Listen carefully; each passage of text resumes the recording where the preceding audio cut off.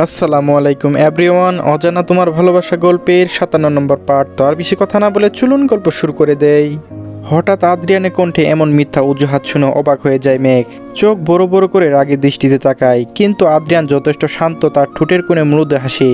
কথাগুলো জিয়ার কতটুকু বিশ্বাস হয়েছে তা তার মুখের আদলে ফুটে উঠল না। জিয়ার সন্দেহ প্রবল তীক্ষ্ণ চোখে আদ্রিয়ানের কথা বলার ধরন পর্যবেক্ষণ করল, কিন্তু তার সন্দেহ আর বাড়ায় না, কারণ নবীনবরণ অনুষ্ঠানে ফারহানের প্রপোজালের ঘটনা সে নিজ চোখে দেখেছে।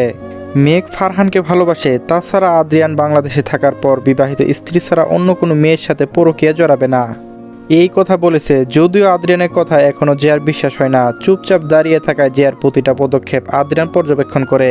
পরিস্থিতি নিজের আয়ত্তে নিয়ে আসার জন্য পুনরায় সে প্রশ্ন করে, জিয়া তুমি এখানে কি করছো এত সকালে? আদ্রিয়ানের প্রশ্নে জিয়া হুঁশ ফিরে। জিয়ার উত্তর দেয়, কেন আদ্রিয়ান, আমি কি এই বাসায় আসতে পারি না? অবশ্যই আসতে পারো, চলো ড্রয়িং রুমে কথা বলি চলো। তুমি কি সকালে নাস্তা করেছো জিয়া? মাথা নাড়িয়ে হ্যাঁ বোধক সম্মতি দিয়ে বলে ওঠে, সকালে নাস্তা করে বাসা থেকে বের হয়েছি। হঠাৎ জিয়ার উপর আদ্রিয়ানের যত্নশীল হয়ে যাওয়া বিষয়টা নজর এড়ায় না মেঘের। রাগে দাঁত কটমট করে তাকায় সে পাশে থাকা আদ্রিয়ানের দিকে। সাহস কত বড়, নিজের বউয়ের সামনে অন্য মেয়ের প্রতি কেয়ার দেখাচ্ছে। রাগে হিংসায় মেঘের চুল জ্বলে ওঠে, আর চোখে আদ্রিয়ান তাকায় মেঘের দিকে। রাগে জল করে উঠে, মেঘের দুই চোখ দিয়ে যেন ভস্ম করে দিবে তাকে। ভয় শুকনো ঢুক গেলে আদ্রিয়ান এই মুহূর্তে রান্নাঘরে থাকা নিরাপদ নয়, তার জীবনে ঝুঁকির মধ্যে পড়ে যাবে। আদ্রিয়ান ভয়ে কণ্ঠে তাড়াতাড়ি করে বলে ওঠে, মেঘ তুমি নাস্তা টেবিলে দাও, আমি আর জিয়া ড্রয়িং রুমে গেলাম। আদ্রিয়ান আর কথা বাড়ায় না, পা দ্রুত বড় বড় পা ফেলে রান্নাঘর থেকে বের হয়ে যায়। পিছনে জিয়াও যায়, কিন্তু হঠাৎ রান্নাঘরের দরজাতে গিয়ে জিয়া পিছনে ঘাড় ঘুরিয়ে বলে ওঠে, মেঘ মেঘ পাউরুটি আবার পুড়িয়ে ফেলো না, সাবধানে নিয়ে এসো। আদ্রিয়ান কিন্তু পুরা খাবার খেতে পারে না, ওর কষ্ট হবে। জিয়ার বলা এই সাধারণ কথাই যেন মেঘের তেলে বেগুনে জ্বেলে ওঠে। আদ্রিয়ান পুরা খাবার খেতে পারবে না, ওর কষ্ট হবে মাই ফুড, মায়ের চেয়ে মাসির দরদ বেশি। তার স্বামীর কোন খাবার খাবে তা কি এখন জিয়া ঠিক করে দিবে? যত সব আধিপত্য। পাউরুটির বদলে ইচ্ছা করছে এই দুইজনকে ওভেনে দিয়ে পুড়িয়ে কয়লা করে ফেলতে। মেঘ দাঁত কটমট করে বলে ওঠে, ডোন্ট ওরি জিয়া, পাউরুটি পুড়বে না, কিন্তু অন্য কিছু ঠিকই পুড়বে, আবার খুনও হতে পারে।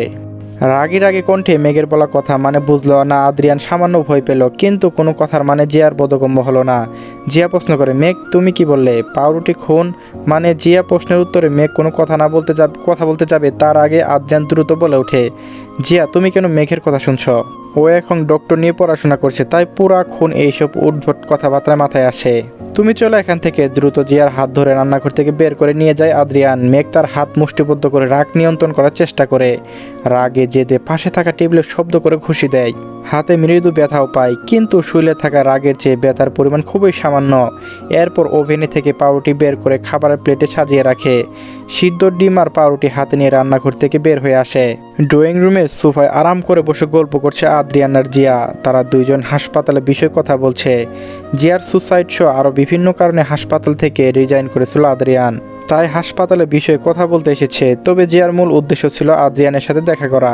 বারবার আদ্রিয়ানের দুই চোখে রান্নাঘরে থাকা মেঘের দেখার চেষ্টা করছে। তাদের দুইজনের কথা বলার মাঝে মেঘ উপস্থিত হয় আর বলে, আদ্রিয়ান স্যার খাবার রেডি হয়ে গেছে, টেবিলে আসুন। আদ্রিয়ান মেঘের দিকে তাকায়, মুখ ভেঙচি কাটে মেঘ। জিয়া বলে, আদ্রিয়ান তুমি খাবার খেতে যাও, আমি সোফায় বসে অপেক্ষা করব। সোফা ছেড়ে উঠে দাঁড়ায় আদ্রিয়ান। খাবার টেবিলে যাওয়ার উদ্দেশ্য পা বাড়ায়। মেঘ সৌজন্যবোধ দেখিয়ে বলে, জিয়া ম্যাম আপনিও চলুন খাবার খাবেন, সবাই একসাথে নাস্তা করি। মেঘের কথায় জিয়া রাজি হতে পারল না। সকালে নাস্তা খেয়ে এখন তার আর কোনো ক্ষুধা লাগেনি। জিয়া বলে, না মেঘ আমার এখন আর ক্ষুধা নাই, সকালে নাস্তা করে বাড়ি থেকে বের হয়েছি। সামান্য নাস্তা হলেও সরি মেঘ, বাট এখন সম্ভব হবে না, আমার পেটে একটু জায়গা অবশিষ্ট নাই, তোমরা যাও নাস্তা করো।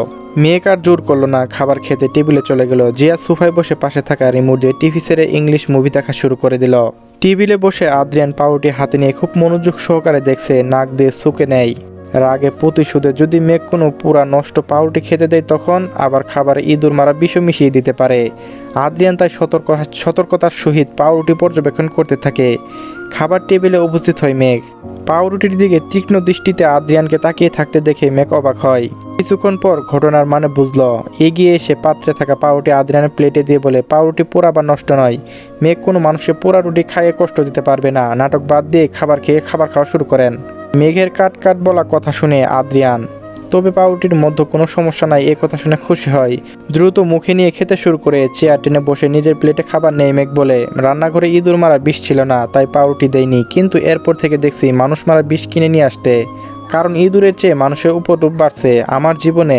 হঠাৎ মেঘের এমন কথা শুনে আদ্রিয়ান কেসে ওঠে। তার গলায় খাবার আটকে যায়। মেঘ রাগি চোখে তাকায় আদ্রিয়ানের দিকে। শুকনো পাউরুটি গলায় আটকে যায়। দ্রুত গ্লাস থেকে পানি ভরে ডক ডক করে খায় আদ্রিয়ান। এরপর করুণ চোখে মেঘের দিকে তাকিয়ে বলে, বউ রাগ কেন করছো? তুমি আমার না লক্ষ্মী বউ। আদ্রিয়ানের মন গলানো কথায় রাগ শান্ত হয় না মেঘের। মেঘ বলে, বেশি কথা না বলে চুপচাপ খাবার খান, না হলে কিন্তু এই টেবিলে খাবারও থাকবে না, আর আপনি এই দুনিয়াতেও আপনিও থাকবেন না। আদ্রিয়ান আর কথা বাড়ে না, চুপচাপ খাবার খেতে শুরু করে দেয়। জিয়া ফুল ভলিউমে মুভি দেখছে টিভিতে, সে কিছু শুনতে পায়নি। টেবিলে বসে সকালে নাস্তা করছে মেঘ আর আদ্রিয়ান। প্রায় পিট করে আর চোখে তাকায় মেঘের দিকে, কিন্তু মেঘের সম্পূর্ণ মনোযোগ দিয়ে খাবার খাচ্ছে। হঠাৎ মাথায় এক দুষ্ট বুদ্ধি চলে আসে আদ্রিয়ানের। টেবিলের নিচ দিয়ে ধীরে ধীরে পা এগিয়ে দেয়, আঙ্গুলে রাখে মেঘের পায়ের উপর। এরপর আঙ্গুল দিয়ে আলতো করে ছুঁয়ে দেয়। মেঘ সবই বুঝতে পায়। সিদ্ধ ডিমের কামড় বসায় আর আঙ্গুল দিয়ে মেঘের পায়ের পাতার আশেপাশে ছুঁয়ে দিচ্ছে আদ্রিয়ান। কিন্তু মেঘকে শান্ত থাকতে দেখে তার সাহস একটু বাড়ে। পায়ের আঙ্গুল যখন ধীরে ধীরে একটু উপরে উঠতে যাবে, তখন হঠাৎ পা দিয়ে শক্ত করে চাপ দেয়। আকস্মিক এমন আক্রমণে ব্যথায় কুঁকড়ে ওঠে আদ্রিয়ান। খুব জোরে লেগেছে তার পায়ে। তার কণ্ঠ থেকে বের হয়ে আসে মৃদু আর্তনাদ। টিভির স্ক্রিনে তখন অ্যাডভার্টাইজ চলছিল, যার জন্য জিয়ার সাউন্ড কমিয়ে দেয়। আদ্রিয়ানের মুখ থেকে নিঃশক মৃদু আর্তনাদ তার কানে পৌঁছায়। জিয়া পিছন ফিরে তাকিয়ে বিচলিত কণ্ঠে বলে ওঠে, আদ্রিয়ান কি হয়েছে তোমার? কোথাও ব্যথা পেয়েছো তুমি? জিয়ার কথার উত্তরে আদ্রিয়ান কোনো কথা বলতে পারলো না। খাবার প্লেট থেকে দৃষ্টি সরিয়ে ফেলো টাইপের লুক দিয়ে বলে ওঠে, আদ্রিয়ান স্যার সত্যি কি হয়েছে আপনার? খাবার কি গলায় আটকে গেছে? দুইজনের প্রশ্নে কোনো উত্তর খুঁজে পেল না আদ্রিয়ান। ব্যথাচ্যুত দৃষ্টি নিয়ে দাঁত কটমট করে তাকায় মেঘের দিকে। এরপর মিথ্যা বলে ওঠে, পাউরুটি খুব শক্ত ছিল, গলায় আটকে গিয়েছিল, তাই গিলতে কষ্ট হচ্ছে। আদ্রিয়ানের কথা শুনে জিয়া বলে ওঠে, আদ্রিয়ান পাউরুটি আস্তে চিবিয়ে খাও, আর গলায় বাজলে বেশি করে পানি খাবে। জিয়ার কথায় মেঘ রিপিট করে বলে ওঠে, অবশ্যই আদ্রিয়ান স্যার, খাবার ধীরে সুস্থে খাওয়া উচিত।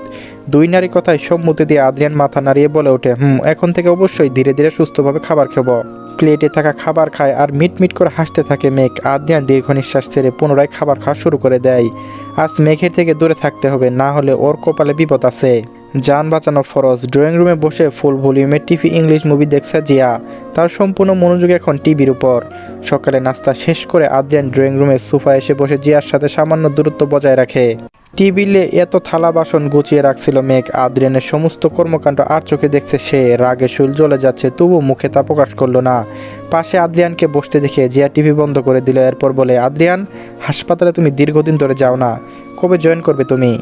জিয়ার কথা শুনে আদ্রিয়ান শান্ত আর গম্ভীর কণ্ঠে বলে ওঠে, হাসপাতালে জয়েন করার কোনো পরিকল্পনা এখন নাই।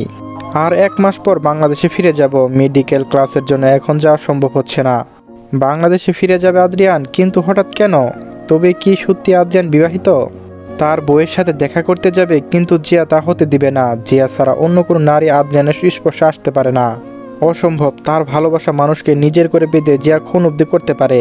আদ্রিয়ান শুধুমাত্র জিয়ার, অন্য কারণ নয়। জিয়ার মুখে তার মনে হিংসা আর জেদ প্রকাশ পায়, তা আদ্রিয়ান নজর এড়ায় না। জিয়া ঠিক কতটা সাইকো তা আদ্রিয়ান জানে। যতদিন না জিয়ার কোনো পার্মানেন্ট ব্যবস্থা করতে পারছে, ততদিন মেঘের পরিচয় তার লুকিয়ে রাখতে হবে। জিয়া যদি একবার জানতে পারে মেঘই আদ্রিয়ানের বউ, তবে এর পরিণাম ভয়ঙ্কর হবে। জিয়ার রাগে জেদে মেঘকে খুনও করতে পারে। তাছাড়া এখন যে মেডিকেল কলেজে সে পড়াশোনা করছে, তার অন্যতম শেয়ার হোল্ডার হলো ইরফান সাহেব। মেঘের পড়াশোনা মাত্রই শুরু। এখন যদি জিয়া কাগজপত্র সংঘটিত কোনো ঝামেলা করে, তখন অথবা ইরফান সাহেবের কথা যদি মেঘকে কলেজ থেকে বহিষ্কার করে দেয়, মেঘের ডক্টরি ক্যারিয়ার শেষ হয়ে যাবে। কিন্তু চিরকাল জিয়ার থেকে এই সত্য লুকিয়ে রাখা যাবে না। খুব শীঘ্রই জিয়ার কোনো ব্যবস্থা করতে হবে। মামার বাসায় ফিরলে তার সাথে কথা বলতে হবে। মুখ গম্ভীর করে কপালে চিন্তার ভাঁজ নিয়ে বসে আছে আদ্রিয়ান। থালা বাসন গুছিয়ে রান্নাঘরে রেখে এসেছে মেঘ। জিয়া বলে, আদ্রিয়ান তুমি কি সত্যি হাসপাতালে জয়েন করবে না? বাংলাদেশে হঠাৎ করে কেন যাবে তুমি? আদ্রিয়ান বলে, জিয়া হাসপাতালে জয়েন আমি এখন করতে চাই না। দীর্ঘ 9 বছর কেরিয়ার আর ডক্টরি পিছনে শেষ করলাম। এখন দেশ বা পরিবারের মানুষের সাথে সময় কাটাতে চাই, তাই বাংলাদেশে ফিরে যাব। আদ্রিয়ানের কথা রান্নাঘর থেকে সব শুনলো মেঘ। যদি বাংলাদেশে ফিরে যায় আদ্রিয়ান, তবে মেঘও কি সাথে যাবে? কিন্তু মেঘের পড়াশোনার কি হবে? হঠাৎ আদ্রিয়ানের এমন সিদ্ধান্তে মানে কি? জিয়া এবার মনের মধ্যে লুকিয়ে রাখা সংকোচ দূর করতে প্রশ্ন করে ওঠে, আদ্রিয়ান বাংলাদেশে কি তোমার বউয়ের সাথে দেখা করতে যাবে তুমি? তার সাথে নতুন করে সংসার শুরু করবে? আদ্রিয়ান এক পলক রান্নাঘরে তাকায় মেঘের দিকে তাকিয়ে বলে ওঠে, বউয়ের সাথে সংসার করার জন্য বাংলাদেশে যাব। এখন আমার বউকে তার মর্যাদা দেওয়া উচিত। চলবে, গল্পটি কেমন লাগলো অবশ্যই কমেন্টে জানিয়ে যাবেন। পরবর্তী পার্টও খুবই তাড়াতাড়িতে বোঝা। যারা এখনো চ্যানেলটি সাবস্ক্রাইব করেনি একটু কষ্ট করে সাবস্ক্রাইব করে নিন। ধন্যবাদ।